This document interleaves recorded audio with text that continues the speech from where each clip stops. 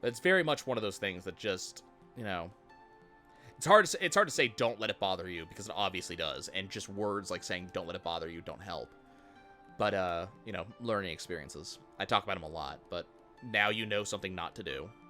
And then also now you know that not getting the result that you were looking for is something that really upsets you, and that's valuable information to know.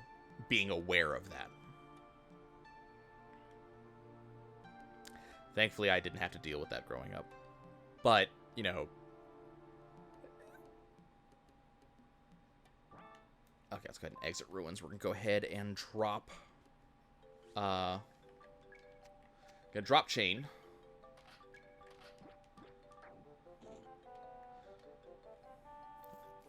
Okay, let's go ahead and praise some items. So we got the Astacia shell.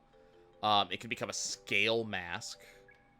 Okay, that we just sell. That we just sell. Sell all that stuff. I'll go ahead and process for one of these to see if it actually turns into anything good.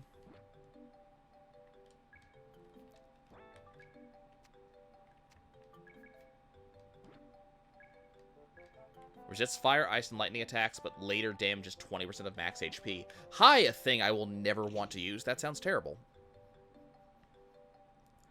But, I mean, also, you know, while I didn't have to deal with physical abuse, thankfully, you know, emotional abuse can be just as bad, or just, I mean, someone not talking to you, or someone not approving of you, things like that. That can absolutely fall into that, which is, you know, what I think Twinny was dealing with at the time. So just gotta be aware, you know, it's not a... it's not a reflection on you that any of that is going on, and don't allow that to be part of your, you know,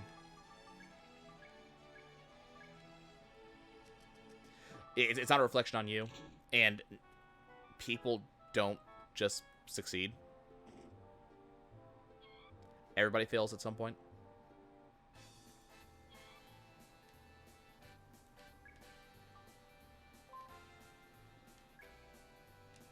Okay, so we're going to bring Pepper along.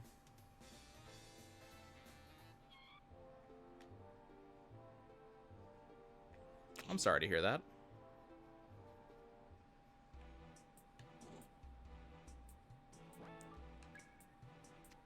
Okay, so what we're going to do is we're going to equip Pepper with attack boosters.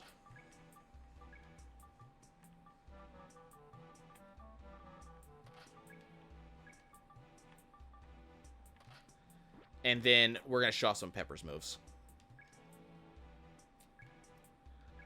Let's see. Do I want to power up Mag? I'm going to go ahead and power up Pepper.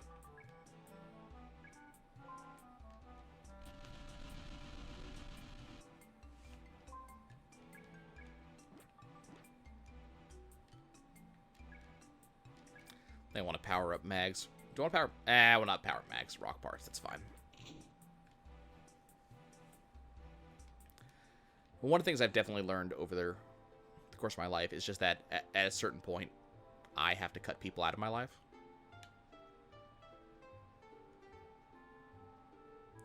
Can I use the save point? Thank you.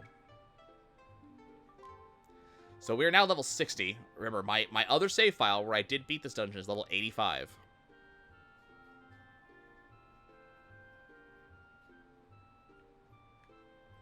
There's nothing wrong with being done for the day.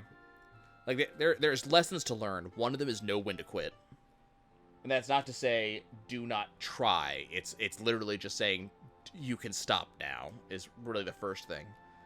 But also, you know, look, especially when you're trying something new, you're not necessarily going to succeed every time, and just being at peace with that.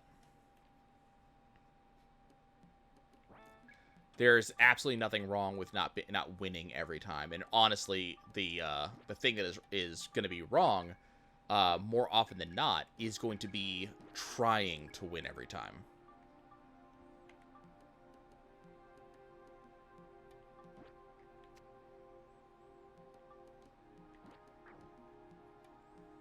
Because let's face it, you're not going to.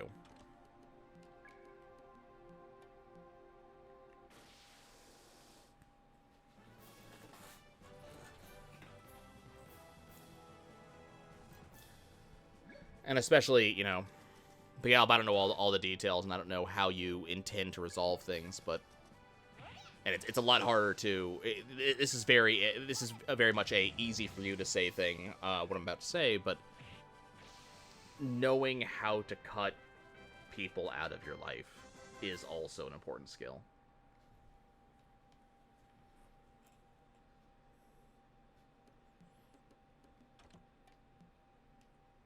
Oh, a hits booster plus 55. And that's an important thing to know. Just to know that do not expect to have kids there. Now you can protect people like that. You did learn something, even if it wasn't something you necessarily wanted to learn.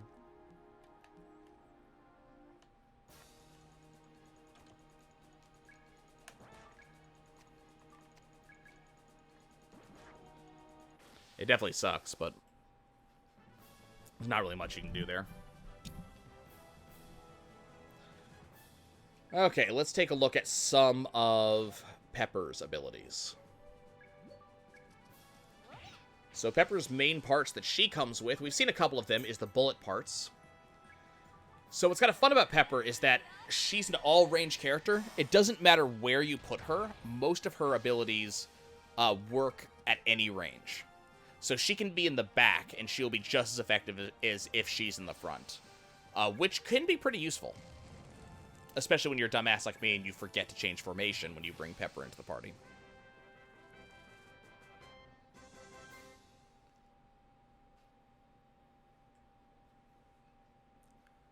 Thankfully, I haven't had to deal with much in the way of truly toxic people. And those I do, I usually learn about them pretty quick and then just kind of remove them from my life. But there are times that you just do not know as early as you need to know. Or don't have a way to deal with it. They're a coworker you can't get away from.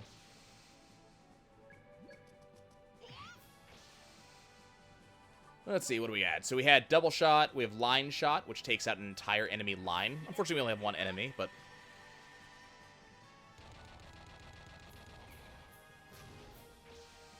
that'll work. Damn, we also lost screw parts. We did get that drop, and we lost it due to that freeze. That still sucks.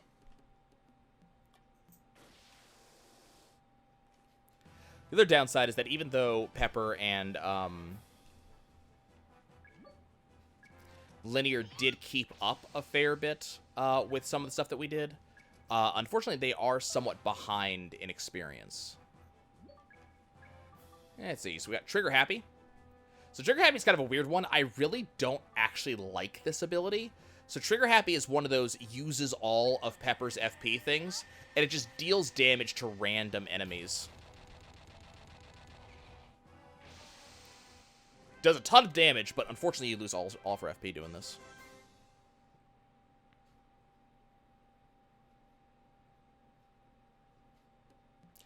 What I find is that, especially for a lot of people, is being able to talk about your experiences. One, it's therapy for you. It's, you know, it's catharsis. You know, you're getting it out. But I think also for an awful lot of people, being able to hear about stuff from others, it helps you not make a mistake someone else did, or to maybe recognize when you could make a mistake. You know, one thing I end up hearing about a lot is, unfortunately, just, I mean, it's men and women, but especially women who are just in emotionally or physically abusive relationships who don't believe or don't think or don't even see there's a way out, that you can just leave or that you should just leave. You know, people that think, oh, I can fix it. My partner is broken. I can fix them. When the reality is, no, that's not your responsibility, and you shouldn't be taking their pain on you. You need to leave. You shouldn't be here anymore. You know, people don't really get that. You know, they think I can fix this person themselves. And what they need to do is they need to hear from other people who have been in such positions that you're not going to fix this. You are going to turn out to break. You're going to break yourself. You will turn out broken because they are going to break you. You need to leave. And they're not going to get that until either it happens, which is terrible, but at least they're going to learn from it, Or, unless something terrible happens, which has happened, or alternatively, they hear from someone who had a similar experience and they realize, oh god, that sounds a lot like my relationship. I should probably move on before this happens to me. You know, two people are going to sit there and go, well, that would never happen to me, I would recognize. But, you know, you'd hope that sharing what happened to you will help them. It's one of the reasons, you know, I'm so... kind of the same thing you were saying, like, I'm so willing to talk about, you know, my past and the issues I've had and the things I face, because even though, you know, I'm in a decent position. Like, I'm not hurting for anything. I'm pretty comfortable. There are things that happen, both good things and bad things in life. And being able to talk about them, both helping to let people know, you know, if you run into this, these are options. You know, I think a really good example is just credit. My credit was in a very bad way through really no fault of my own. Nothing I did caused it. External factors caused me to lose credit, so I had to really build it back up. And I learned lessons doing so. Learned things I can do to affect that. You know, I've had bad friendships, I've had bad relationships, and being able to say, well, you should be aware of this. Things I've had to learn just trying to help settle my own mental state. Because like one girl said, I've said multiple times, you know, as of late, over the past couple of weeks, just having bad mental days. And, you know, some of the stuff is stuff that, you know, not necessarily anybody else is going to experience. It may just be that I'm just having a bad day myself. It's completely based on my own brain chemistry. But everybody, in general, is going to have a bad time off of having a family member die. There are things you can do to work through that. Everybody, probably, is going to have a breakup. And that was one of the, you know, things I had, is just I had a breakup. And that really put me under for a while. But that's going to happen just with everybody. Everybody's going to have that response to that.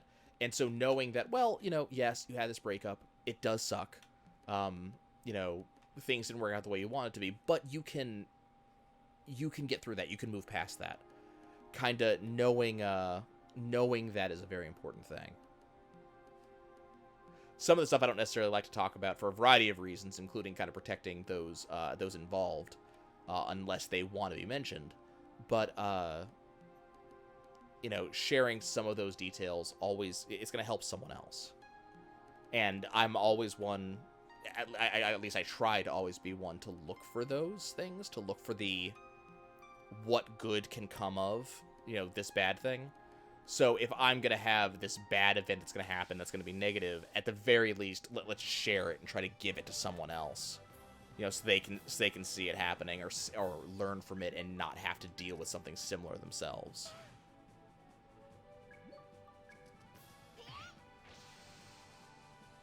And that's not to say that people in these situations, especially if it starts getting overwhelming, shouldn't be going to see therapists, psychiatrists, psychologists. You should be. But recognizing where it is probably helps.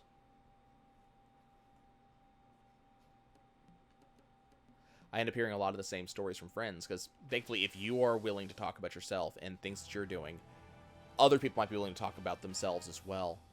And, you know, I remember, like, three or so weeks ago, I was watching the daily coronavirus briefing from what's his first name? It's the governor of New York, something Cuomo. Andrew Cuomo.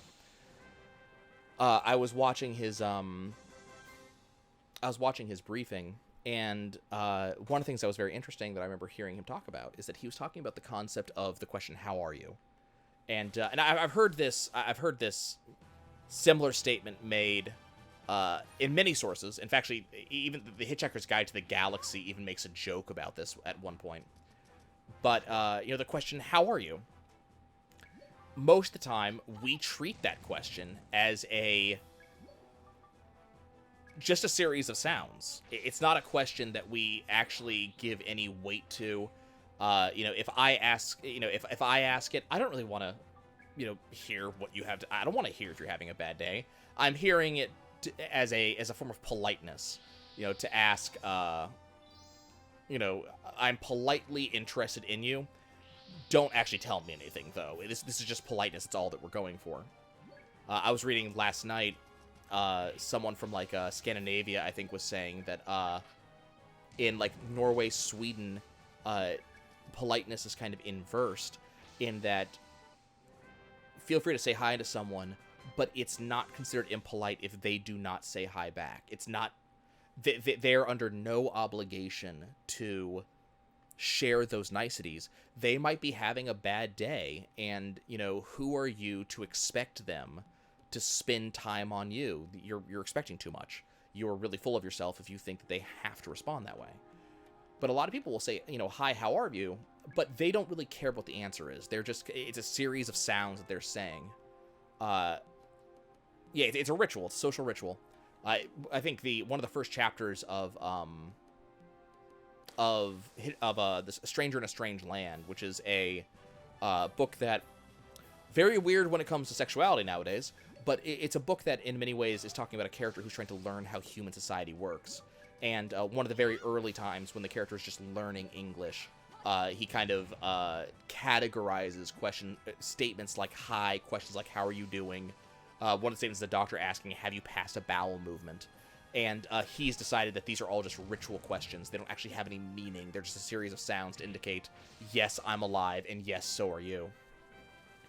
Right, that's the end of the conversation. And I find myself, you know, doing it a lot, especially with just like passing acquaintances.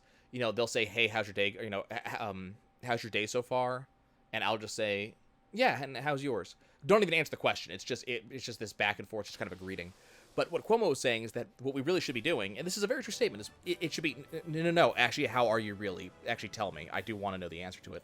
Because hearing that someone else wants to know how you are is both helpful. Like I said, for me, it's really important to know that there is someone, and it's not to say that you guys don't, because you guys were even talking about this, you know, an hour ago when this conversation kind of started. So not saying that you aren't, but for me, I need to know these really close interpersonal relationships, these people I talk to on a regular basis, you know, directly interact with, someone that I care deeply for in a relationship, something like that. I need to know that I'm important to them and that my well-being is important to them. I need to know that they want me to be around. You know, like that I'm actively wanted. That's important to me. That is a key thing. I need to actually know that. So, you know, hearing, no, how are you really? I really want to know. That buoys me. Like someone who's like, hey, you know, I see that you're not doing well. Do you need to talk? And not them saying it as a ritual of, you know, oh, if there's anything I can do. I heard so much of that when my dad died. No one actually wanted me to follow up on that. It was just let me show that I'm being nice. But if it is a how are you really? How are you actually doing? Let's talk about it. The recipient of this conversation, first, just the fact that you asked that question is going to make them feel better. It's going to buoy them up a little bit because you're showing that you actually care. Their existence is important to this universe. A lot of us, especially when we're going to be getting older, when we hit that kind of midlife crisis, one of the questions is, what purpose do I have on this earth? What have I done?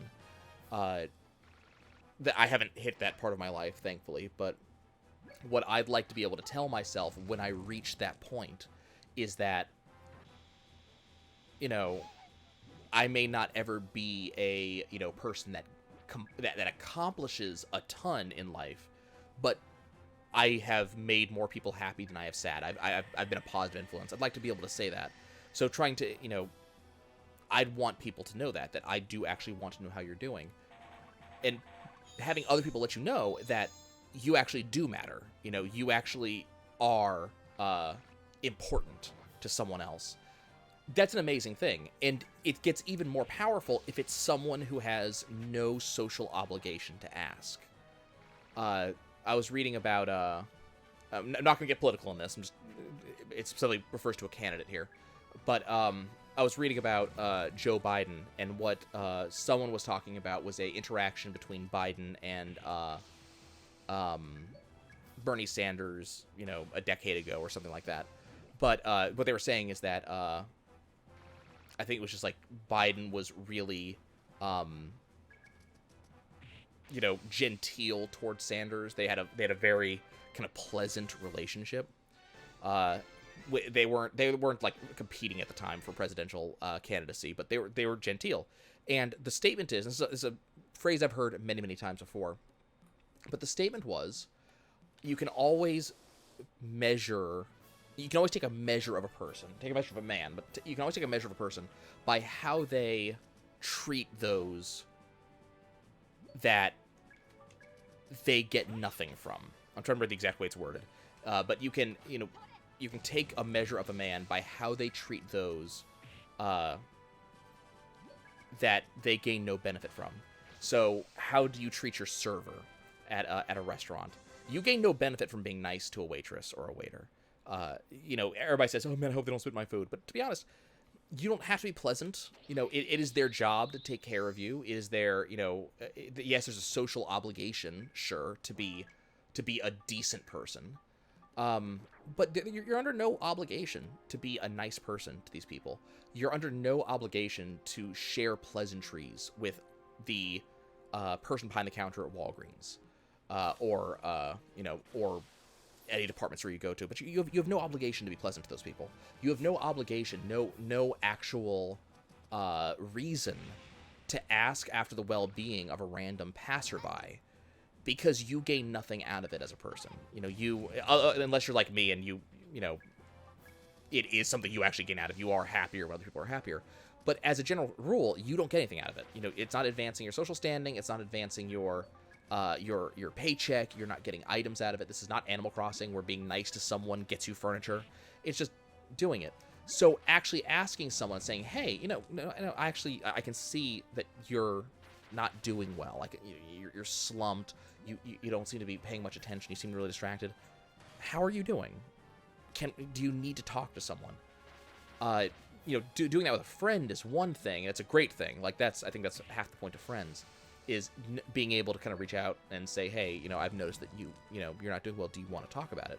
But also being able to say that to just anyone, being able to walk up to someone and say, "Hey, look, I noticed that you've been sitting on this bench looking really, really down. Are you okay?" No, cool, you're okay, sure. Really? Do you need to talk to someone about it? Like, that is a really powerful thing. And that's not just, it's not a minor thing either. That can really add up over time. And so it's just one of those things that, like, asking that is a huge deal. And it needs to not be that kind of ritual. And then being able to share that and kind of work from there is a huge, huge thing. The trouble with it is going from empathy to sympathy. I think one of the things that I think is going to be the biggest problem that happens is, the empathy is the ability to I'm looking up the definition right now so we can which one to use. But empathy is the ability to understand someone's feelings as if you were having themselves, and then sympathy is kind of taking part in someone else's feelings and being able to show the one, not the other. But one of the problems that I have is I want to be, I have this mistaken feeling, and it's an automatic thing in me that I have to disrupt. But when someone's having a bad time because someone in their family died, what you don't want to say is, "Yeah, I've had death in my family too. I understand what you feel." That doesn't really help them. That, oh, cool, you know how I feel. You have now made this about you. Being able to kind of make it about them is the kind of more important thing. Let them be, welcome back, Enderlord. But letting them be the most important thing. But kind of giving people the ability to be important is kind of an important thing, and letting them talk about themselves and just listening.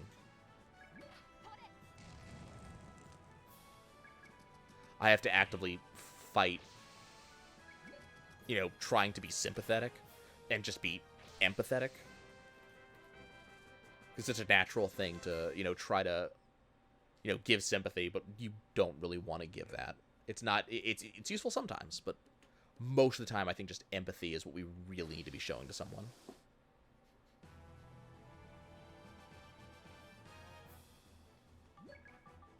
And I don't think it happens enough.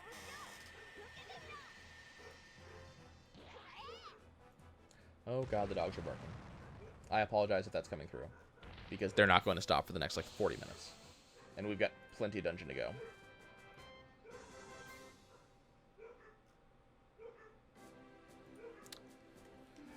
Oh, God, stop giving me sticky balls. I don't want them.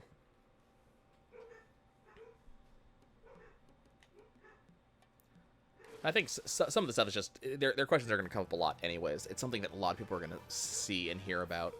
But a lot of these things, they're social institutions, you know? They are just these things that we are so used to seeing or hearing. I've often, you know... I've often, like, had that, yeah, sympathy leads to a nice atmosphere of empathy is what helps a person. That's exactly right. You know, what this person needs. Let's go ahead and we can do burst shot. So causes enemy to fall back a step. This is the last one of these gun abilities we're going to use from Pepper because we've already seen the other one. I don't want to use all of her FP again.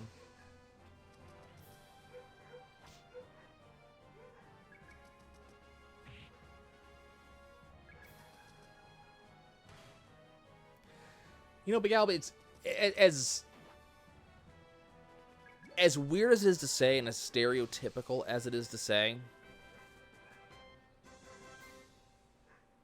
it's okay to have mixed emotions.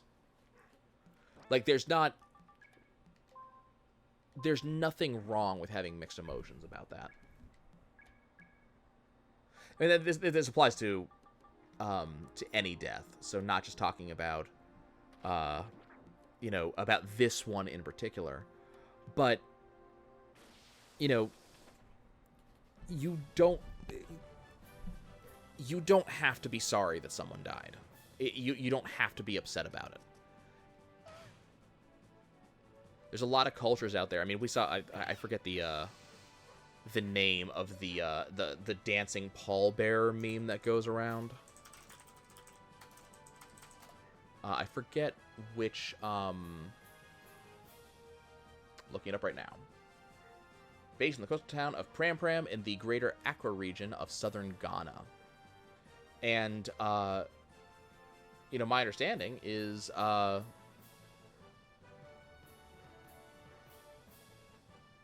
in many, you know, many cultures, you celebrate the life as opposed to mourning the death.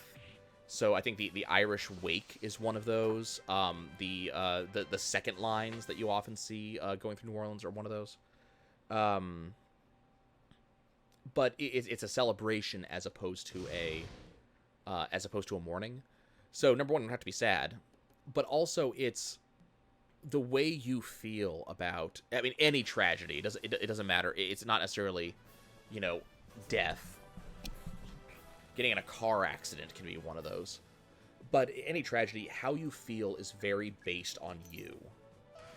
You know, I wouldn't, you know, a lot of people feel they have to be sad about death, but, you know, if you have someone who is, you know, let's say a woman who has, you know, an abusive boyfriend, for example, because we used that example earlier, they get in a car accident, she survives, the boyfriend doesn't. You know, she's close to him, you know, he is her boyfriend, she's been with him for some time, but she knows he's abusive. You know, the bruises of him beating her are still there. They haven't faded. You know, the emotional scarring of what he's done have not gone away. Do we expect, should we expect her to be sorrowful about his passing? Not necessarily. She might be upset because that was a relationship she actually valued, but I wouldn't expect her to be sorrowful about it. That's a bit too much to ask, I think.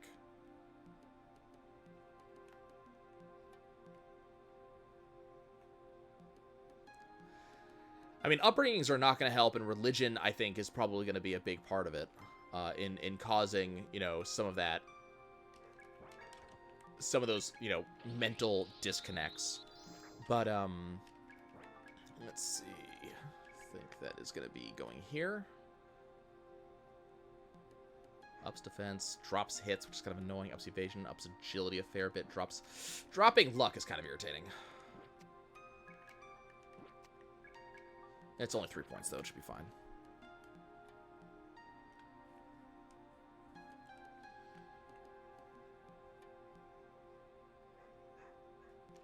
I remember when my dad died, it took me a very long time to actually feel sorrow. I think part of the issue for me is that I ended up suppressing it, because I felt that, you know, someone had to be the man of the house. I think I suppressed it for a while. I ended up, let's see, we have double line beam. But I ended up suppressing it for a while because I felt that someone had to be, you know, someone had to be the man of the house. Someone had to walk around and say it'll be all right and make sure everybody else felt okay. But it took months for me to actually, you know, get around to the grief part of grieving.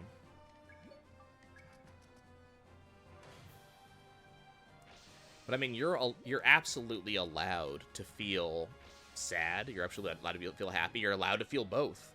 There is not an issue with that.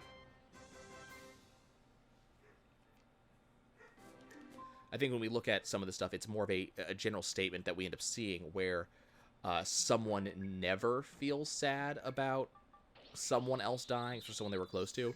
That may be a little bit of a different thing. We might be talking about a disconnect in, you know, in your emotions versus actual things going on. But that's, now you're talking more psychology or, you know, or blah. Psychotherapy or something like that. You're talking about actual mental things there.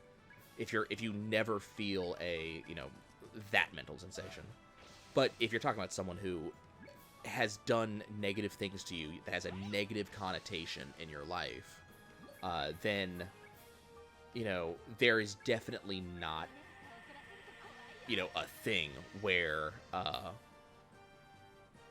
you know, man, I didn't feel this. Is this a problem? No, it's not a problem. Oh, yeah, exactly.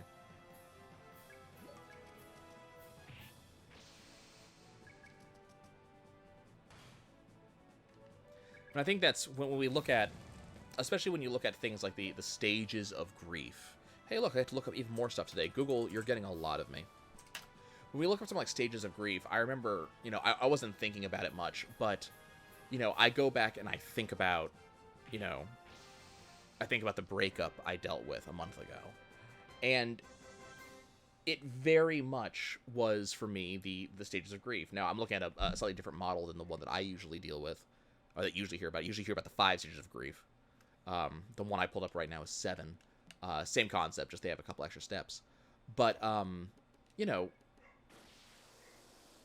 what you may reach is you may reach that acceptance phase of grief at a certain point.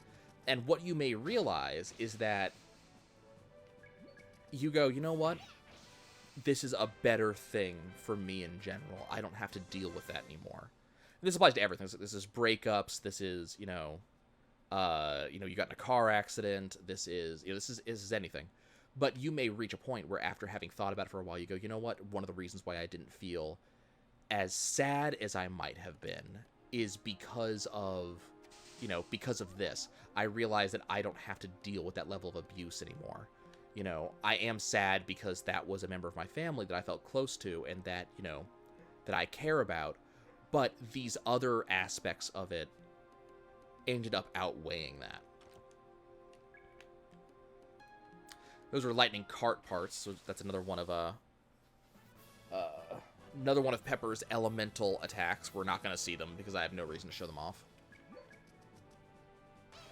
But you're absolutely allowed to feel that way. You don't have to feel bad about it. You don't have to be concerned about it. Let's see. We got triple line beam. Triple line beam hits 3 energy ranks. Triple line cannon hits 3 energy ranks.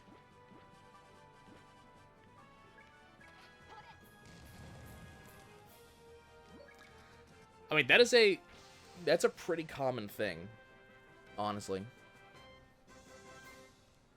One of the statements I have read in the last couple of weeks, referring to police officers and why things tend to go so badly when, you know, why we have a lot of bad things happen with police officers. One thing I remember reading a lot, and the problem is this is an excuse. And I don't like it because it is an excuse. But there may be some validity to it, which is the problem. But a lot of what people, you know, what is said is that in a lot of cases, police officers see a lot of terrible things. And for some of them, now not all of them, absolutely, and again, this is an excuse for something that's going on, so, you know, take this with a very large, not just a grain of salt, but a handful of salt. But for some of these folks, the folks that maybe once upon a time were what we would consider to be good police officers, the folks that did go into the profession for the sake of defending the public, keeping people happier and safer. You know, I think I can safely say that my uncle, who is retiring from being a bankruptcy judge now, but he was a police officer for a very long time. He was a bankruptcy judge for a long time. If you ever saw him in court, you would know that this is a man who is working for the public good, because he tried everything he could to help people get out of bankruptcy. But, you know, police officers, they end up seeing a lot of really twisted things. A lot of police officers see humanity at its worst, which is unfortunate but true. It's part of that job. But what that also means is that they have to deal with it somehow. And that if there's not enough therapy, one thing people can do is they can disconnect. They can wall themselves off emotionally, just like you were talking about, like we talked about earlier, when someone asked me would I disconnect myself, and I said that no, it's a bad idea. And because when you kind of disconnect, one of the things that's happening is that you cease to have that empathy that you need to have. You can't connect with things because you're disconnected, because it was too much. But what that means is that because you don't have that empathy anymore, what you're seeing is people as people, events, you know, they're things. They're not, there's no connection between you and them. And if you're a person who has seen a lot of very terrible things and you don't have a way to get through it, then you have to disconnect or suffer, you know, the consequences of being emotionally overloaded, mentally overloaded. But now that you've done that, now you're still having to see these terrible things or deal with these terrible things, but you're no longer connected. The empathy is now gone. And that's an absolutely terrible thing.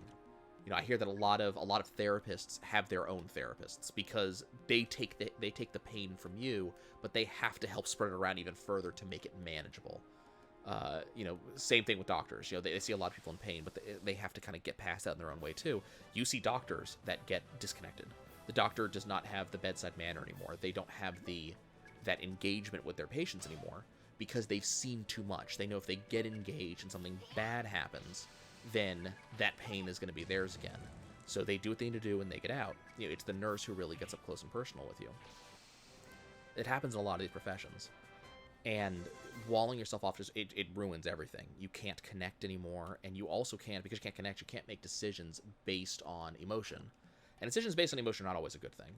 We know that emotions cause problems sometimes.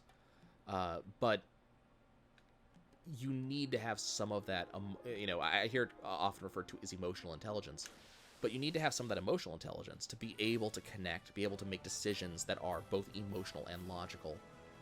And once you disconnect yourself, you can't do that anymore. But you also can't look at yourself objectively anymore once you reach that point. There's no way to see yourself objectively. You can't compare yourself with yourself anymore because you just kind of disconnected from that. So you're saying that, you know, you didn't know why you were angry. I would be kind of curious if you were even aware that you were angry, or that if that felt like normal.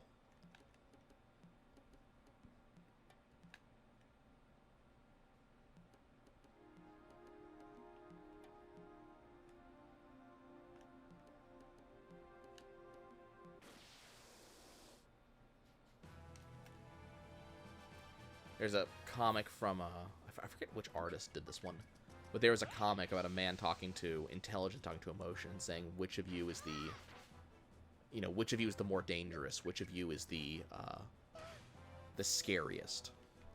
And so, you know, logic says, I invented the atomic bomb, and then emotion goes, yeah, but I used it. You know, there's stuff like that. You know, different things can be scarier. But you also, you know, that might be a scary thing, that, you know, damage was done because emotion said do it. But, you know, fixing it might be just as logical. You got to have a little bit of both. And the problem is it's way too easy to wall off either one of those. I think the worst thing is actually wall off emotion, personally, but walling off, you know, the rational is also incredibly bad.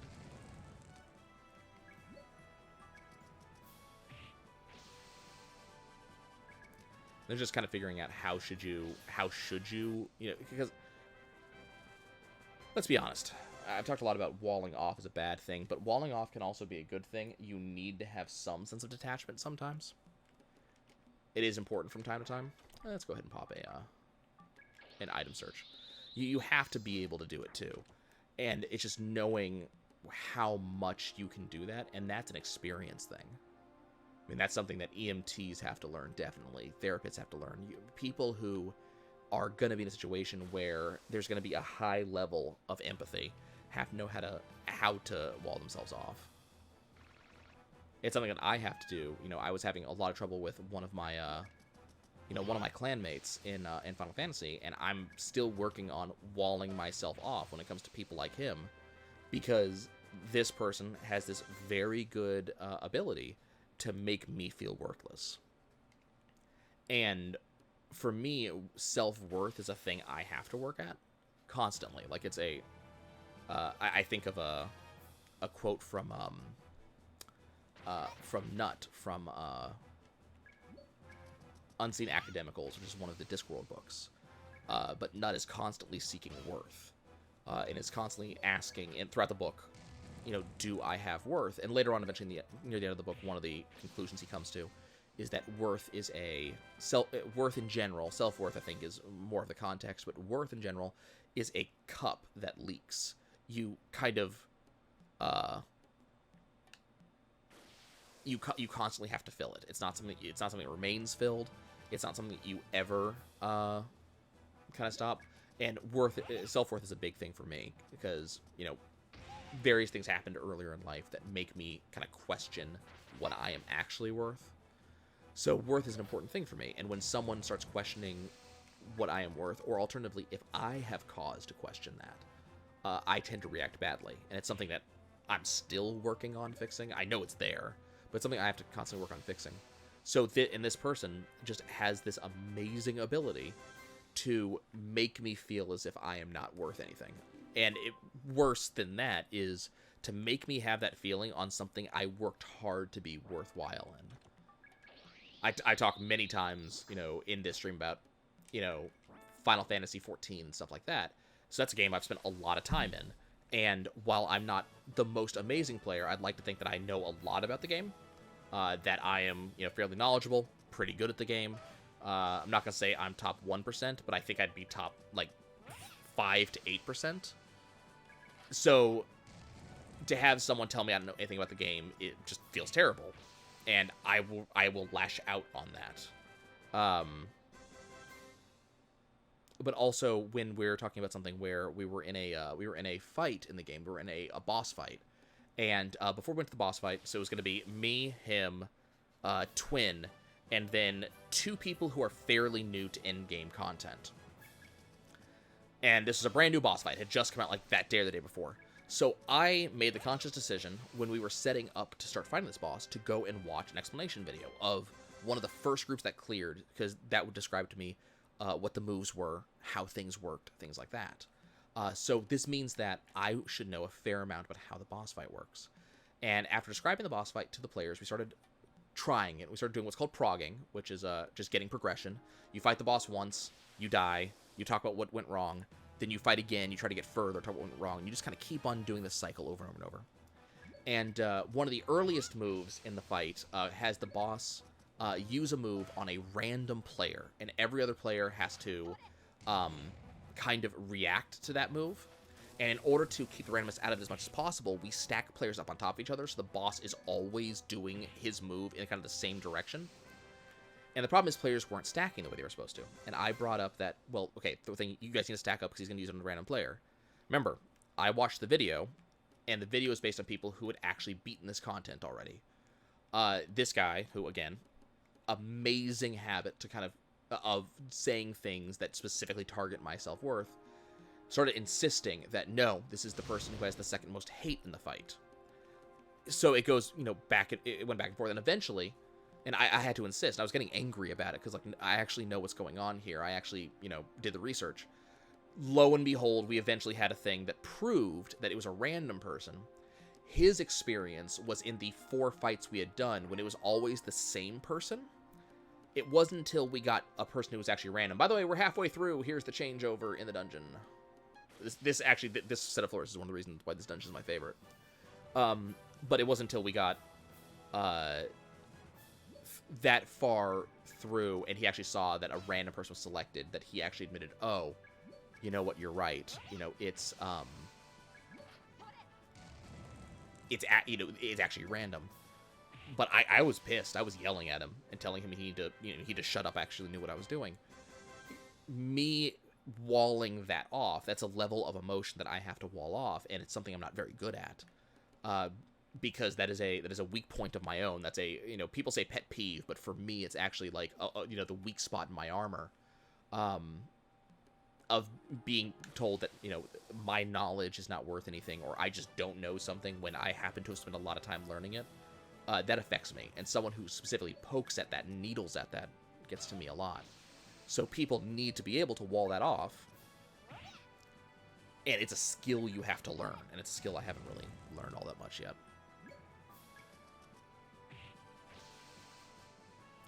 And yeah, Zach's exactly right. Like, that is, that's something important that you did, and that actually has you, come out as and come off as stronger than most, that you were able to take that extremely negative thing and not turn it negative.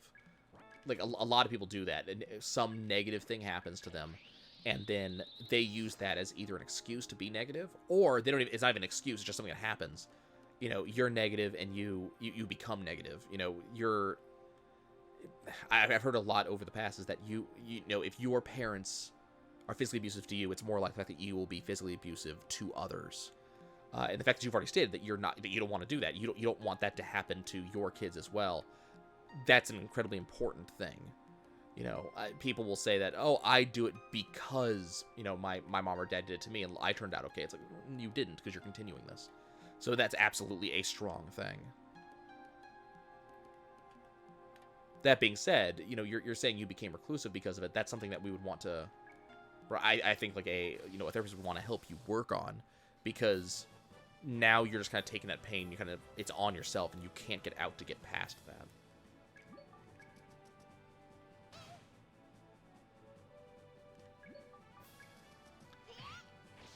The problem is for me, Wonder Girl, is that I know a decent amount about myself, but I have not yet built up the self-control to fix the problem. I know this is a problem, but I haven't yet fixed it. I did pick up the Red Viper. Yeah, it was on purpose. I have, like, 2 of them on me right now, I think. I have to double check. Yeah, I have 2 of them on me right now. So I don't actually need any more Red Viper at the moment. 2 is more than enough, especially with Linear in the party. And also the fact that Mag does have, I don't have it equipped right now, but Mag does have healing hands. So if we do have a problem with, let's say, Linear goes down and I run out, I can just turn Mag's healing hands on and he can start going ahead.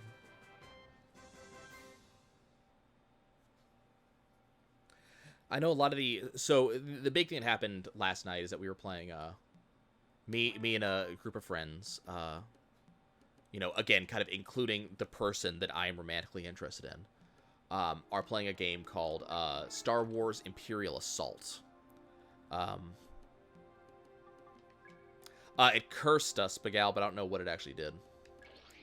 We were playing Star Wars Imperial Assault, which is a, it's kind of a PvP game. It's 4 players against 1 player. 1 player plays the Imperials from Star Wars. The 4 players play heroes. And it's kind of this back and forth versus game. The player playing the Imperials is both kind of a player and the DM. And you play like 12 missions in a row over the course of time, because the missions take a while. You play 12 missions in a row, and then each mission, based on how you do in the mission, either the Imperials win or the Rebels win. And whoever wins gets a bigger bonus for that mission. So you get more experience, you get more unlocks, you get more money to get more equipment. The Imperials get some special abilities. And the idea is the mission you do next is based on who won what mission. So it lets you power up a little bit, but at the same time, it also, if the Rebels win, the next one is harder for the Rebels to give the Imperials time to catch up. And you know, we have our 4 rebels, and while we were picking our 4 rebels for this, one of the guys who has played this game before pointed out a support character. And the support character, basically, I can use one of my moves as the support character to give one of my allies an extra attack or an extra movement. So the support character doesn't really do a lot of damage in and of themselves, but I enable my allies to do more damage. So if I have a ally who does a lot of damage, we need to kill a bunch of people, I can give him an extra attack, which lets him do even more. Or if one of my allies is in trouble and needs to get away from something, I can give up my attack to move them, or something like that. The problem is that this support character, this is all that they do. So my turns are typically, I move a little bit, and then I give someone else an extra attack. So I don't really do much on my own. Which, look, I'm used to playing support characters. I like playing support and tanky characters. These are the characters that I actually play as a regular thing. So, also, I need to... Okay. This is a regular thing. So, I have no problem not being a big damage character. That's fine. In League of Legends, I play tanks and supports more than anything. I don't usually play carries. So, I'm fine not dealing a bunch of damage. I'm fine with enemies focusing on me. That's cool. I'm doing my part. But the problem is that in this game, because each player gets 2 actions, you get to move and then you get 2 actions basically. So you can move and attack, move twice, attack twice, whatever. Because my thing is, I can only use my ability once per turn, so I can only do that once. And it's just giving someone else an extra, like, half of a turn. It means I don't do much in this game. I kind of hang back, and that's about it. So because of that, I wasn't feeling like I was contributing much. So I was trying to help develop strategy. And, you know, saying, okay, you know, we, you know, maybe you shouldn't do this action because this other thing will happen. Apparently I did a little bit too much of that. So I was kind of called out in the front of everybody else and being told, hey, you're doing too much of this. You are, you know, you're the one that's arguing too much and slowing us down because you have a commentary on everybody else's turn. And for me, it was a little bit of a wake-up call because I didn't realize I was doing it. But also, I kind of realized that the reason why I was doing that, it's metagaming, but it's really building it's building the strategy for the team, Bigal, because every time we take a turn, or every time one of our characters acts, the Imperial acts too. So we have to kind of like plan out when we're taking our turns, who's doing what turn in what order, so that way we can accomplish the objectives we have. And also, the Imperial is also the Dungeon Master. He has information we don't have. So he can kind of plan further ahead than we do. And very often, actions we take will give him an extra bonus. So, for example, if we open a door, he might get to add in 3 extra enemies somewhere on the map. That happened last night, for example. So, I like, as a player, I really like to plan. I really like to strategize a lot. That's what I like to do in games. So I was trying to do that. But again, I was called out in front and saying, you know, you're slowing everything down. You're, you know, you're arguing too much to other players in their turns. You're basically taking control too much. And I thought about that, and I realized they were right, first and foremost. But then I also realized the reason why I was doing that. It was less telling others what spells or attacks to use as saying, no, you shouldn't go over there because then this will happen. Keep in mind, they were doing the same thing on my turns. Keep that in mind. But for me, it was because I realized that so they also told me that I should not take any upgrades for the first 4 missions. I didn't get to buy a single item. I didn't get to upgrade a single ability. Because if I upgrade no abilities, then after 4 missions, I get my most powerful ability. If I upgrade an ability now, I push back my most powerful ability. My most powerful ability is that when I give one of them an extra, extra attack, I can give 2 of them an extra attack. So my most powerful ability is giving them extra turns. So again, I don't really get to take part. I'm just kind of being here, letting them act. So what I realized is the reason why I was being more vocal is because I didn't feel like I was getting to do anything. Hey, we finally got hammer parts again. So, you know, one of the reasons why I was having a bad day today is because that happened last night, and I realized that, you know, I didn't feel like I was actually doing anything in the game. So what I'm kind of waiting for is I'm waiting for 2 weeks from now. We do this every other week. I'm waiting for 2 weeks from now, because all I'm going to do is I'm just going to sit there, and I'm going to be muted if it's not my turn. But 2 weeks from now, I'm basically not going to be playing this game. That's the kind of the thing that is going to end up happening, is that I literally just let other people... I can't save. I'd have to leave to save, and I don't want to leave right now. But... Okay, we're going to drop these because no one else uses those. But what's basically happening is that I'm going to be playing this game, and all I'm doing is letting other people be cool. And part of what really bothered me about this game was that we had one player, he plays a sniper, really high damage player, he gets a lot done. He spent a little bit of time bitching about not getting even more kills. Keep in mind, he had the highest kill count of anybody in the game. He was bitching about not getting even more kills. One of our players got very upset that his attacks are not amazingly effective. You know, his attacks get blocked a decent amount because his gun does not have the ability to pierce armor, and stormtroopers are naturally armored. The very last attack, the last mission we did, the very last turn, we were going to win. There was no possible way the Imperial player could win this mission. Like, literally impossible. The Imperial player could not win. We were more just playing the last turns for fun. Darth Vader shows up. Darth Vader starts attacking us. So I decided that, hey, there's no way we can lose. Nothing bad can, literally nothing bad can happen. That we can't lose. We can't get a lower prize. We literally just win. Nothing else can happen. So I decided, instead of giving someone else an extra turn, I was going to take a chance to shoot Darth Vader, because if I was successful, I could stun him. And it was just meant to be like a joking, like, middle finger, you know, flipping the bird at Darth Vader. That's all it was meant to be. So when I had a chance, I took my turn. And very much in this game, it's very much whoever says they're taking their turn first gets to take their turn. So I took my turn. I shot Darth Vader twice. Didn't do any damage, didn't get to stun him. Again, nothing lost. The third player got upset that I went before he did because it prevented him from killing someone. Now again, killing this person doesn't do a damn thing. We don't get more experience for killing them. Nothing would benefit. That the enemy he was going to kill could not have, you know, affected the game in any way. But this person got upset because they weren't getting a kill. And so I'm just sitting here going, wait a second. You're upset because you didn't get all the kills you wanted. You're upset because you're not doing as much damage as you want to. You're upset that me shooting my gun for the first time in this 3-hour mission deprived you of a single kill. I spent this entire game giving you guys extra turns.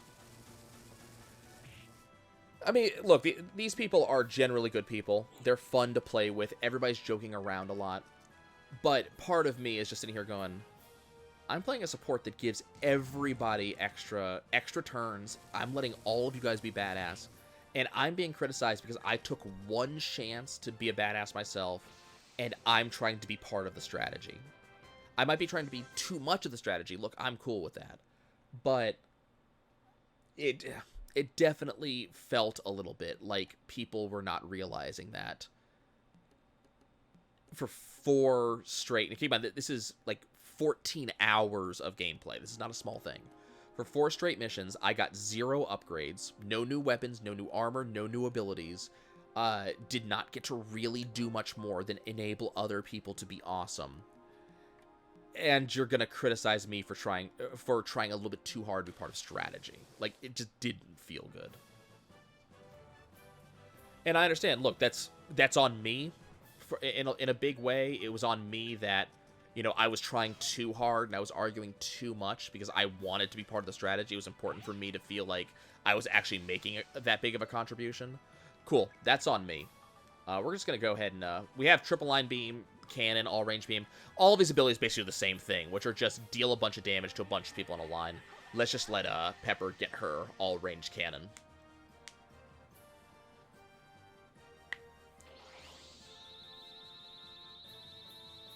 Which is pretty neat. She has little orbs and stuff that she attacks with. For some reason, it causes this visual glitch. It's done this as long as I can remember, where these enemies are lit up for the remainder of the fight. But that's Pepper's beam weapons. But the whole point of that is just, it's one of those, I'm aware that I want to feel like I'm, you know... Yeah, I mean, that's part of it. because Dota's a lot like League. I absolutely understand that. Thankfully, League has put in items for